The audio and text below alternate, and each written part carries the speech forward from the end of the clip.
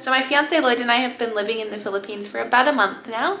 So today we're going to be sharing with you our cost of living for living in the Philippines in 2022.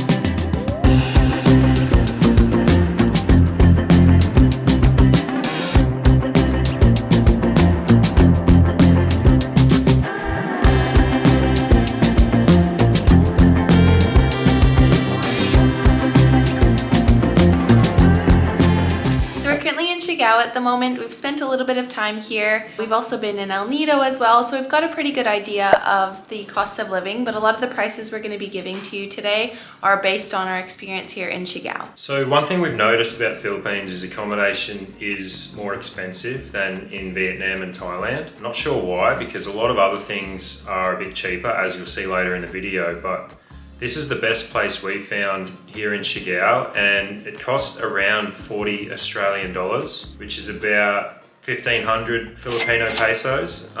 It comes with pretty decent Wi-Fi.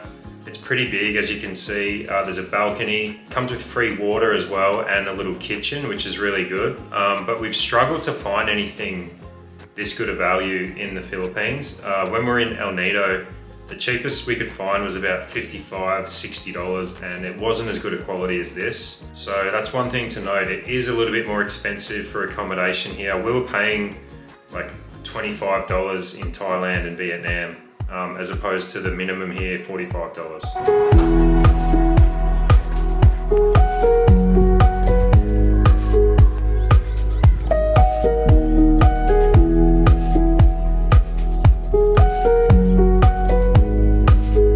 The accommodation that we've stayed at is called Sing. It's a little bit outside of General Luna. It's about a 7-minute drive to General Luna, but we pretty much drove the scooter to everywhere, so it hasn't really bothered us.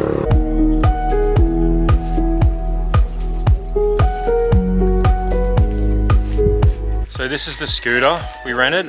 It's pretty much the only option on the island. I tried looking for something bigger, but they really didn't have anything. I messaged a few places, and this is a 125cc. It's pretty new. It actually does the job. It's gotten us all around the island, and it's about 350 pesos per day, which was the same in El Nido, so I think that's a pretty standard price. That's cheaper than Thailand and Bali, so it's not too bad.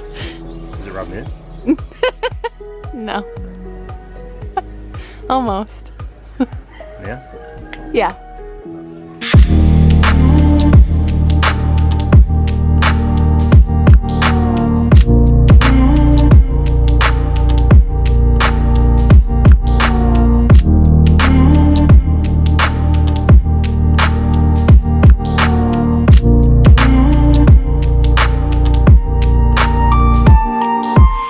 For us to fill up the scooter with fuel costs about 200 pesos, which is pretty close to everywhere else that we've been in Southeast Asia.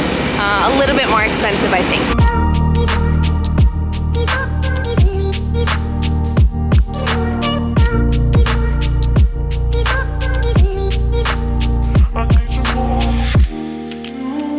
One thing we noticed about here is they don't really do helmets. Pretty much just drive pretty slow. We haven't been stopped by anyone. Actually, when I hired this, they only gave us one helmet and said that the driver was the only one who needed a helmet if you get pulled over, which I thought was pretty weird that the passenger doesn't. But we haven't had any problems so far.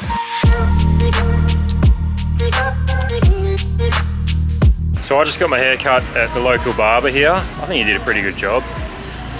And it was really cheap. It was like 300 pesos, which is less than 10 bucks to get a full haircut. I'll put the link down below to his Facebook page. He doesn't actually have Instagram yet or Google, but I'll link him down below, and I think he's really good.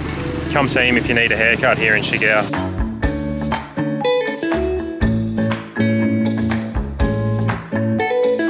Alright, let's talk prices of food and drinks. One thing that's really cheap here, and I don't know if it's a good thing or a bad thing, but the local rum you can get for like 80 pesos and they free pour it. But food and drinks in general is pretty cheap here. There's a lot of Western restaurants, Western style food like burgers, pizza. There's a lot of barbecue, and you can go out and eat a meal for between 200 and 300. That includes drinks as well. We've also done grocery shopping here just for breakfast and lunch, and that was pretty cheap as well. We did like a full week of breakfast and lunch at the grocery store, and it was about 800 pesos. We just got a lot of fresh fruit and oats and some meat to cook in our kitchen.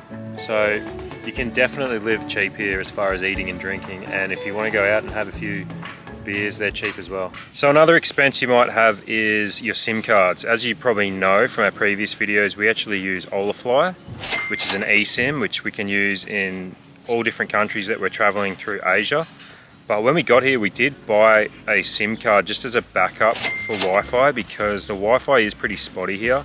And because we're traveling around to all these different provinces and islands, we wanted to make sure that we had a backup in case the Wi-Fi went down for any reason and we needed to do work. Which actually brings us to today's sponsor, which is Surfshark. Surfshark provides us with our own private VPN while traveling, and if you don't know what VPN stands for, it's Virtual Private Network. Having a VPN covers up everything you're doing online. It's kind of like wearing a mask while you're on the internet. When your laptop or your smartphone or even your tablet connects to the internet, all of your information is encrypted. So this is especially important for us because we pretty much log on to a different Wi-Fi network every other day, whether it's at our hotel or at an internet cafe or at an airport even. Sometimes when you're going through customs, you will have to log onto the Wi-Fi just to get some documents for the immigration officers. So it's good knowing that all of our information is safe when we're doing that. In addition to providing us with extra security while we're on the road, Surfshark also makes it possible for us to access things like Netflix or Amazon Prime in the same way we would back in our home country. So I'm able to catch up on The Office while we are overseas, and Lloyd is able to catch up on a lot of NBA and movies that he loves watching as well. I actually didn't realize until recently that if you sign up for Netflix in one country, you go to another country and you can't access it. I ran into this problem when we left Bali. We had signed up for Netflix there, and as soon as we got to Thailand, it wouldn't let me access my account. So I used the VPN and was able to get onto it again. So basically how it works is you get to choose which server you want to connect to. You can choose whatever country you would like to use. And not only that, you can connect an unlimited amount of devices using just one Surfshark account. And on top of all that, if you sign up today and use code Lloyd and Mandy, you'll receive 83% off, as well as your first 3 months free. We'll leave a link in the description below for you. And if you are interested in trying out Surfshark and you're not sure if it's right for you, don't worry, because they do offer a 30-day money-back guarantee. All right, now back to cost of living in Philippines.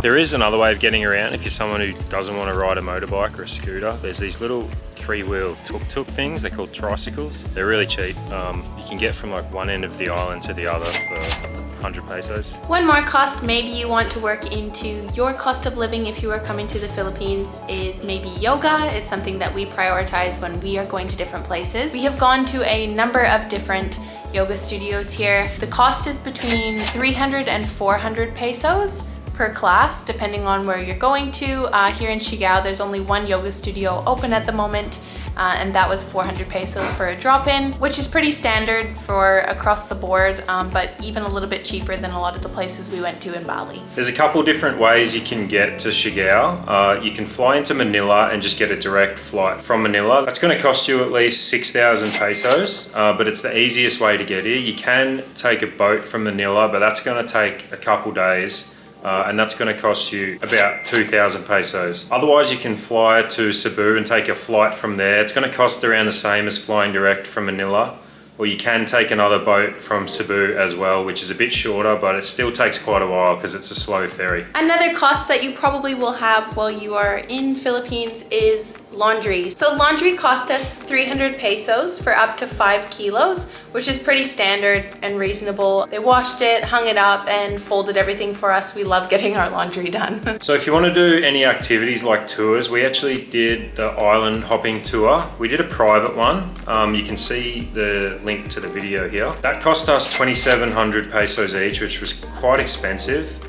You can do a group tour and the price basically halves, so it's 1,300 per person. It's pretty good because you get to see 3 different islands. They give you a massive lunch while you're out there, and you can pay for drinks and spend basically the whole day out on these islands because it's a full day tour, so it is worth it. And lastly, there's medical bills. So I actually went to the doctor when we were in El Nido because my ear was blocked for a few days and I had to get it syringed out, which was actually pretty cheap. We were there for about 45 minutes with the doctor, and it only came to about 30 Australian dollars all up, which was pretty good. We actually have travel insurance that we use. My travel insurance didn't cover it because it was such a low price. They have like an excess of like $200, I think. But our travel insurance costs us about $40 US each per month, and that covers us for pretty much everything. We'll leave a link in the description down below. We hope you guys have found this video helpful in some way. If you have, don't forget to give it a thumbs up and subscribe to our channel for any future videos that we will be putting out. We've really enjoyed our time here in the Philippines so far. Yeah, as you can see, Philippines is very affordable. Probably the biggest expense is just getting here, because it is a bunch of islands, so make sure you pick the right spot to go to, because going between the provinces isn't that cheap. You do need to get flights and boats. Also, accommodation is probably the second biggest expense, but we'll leave the link in the description to this one because it's really good. We've struggled to find one that sort of fit everything we wanted, but this one has done that. Thank you guys so much for watching, and we will see you in the next one. Bye!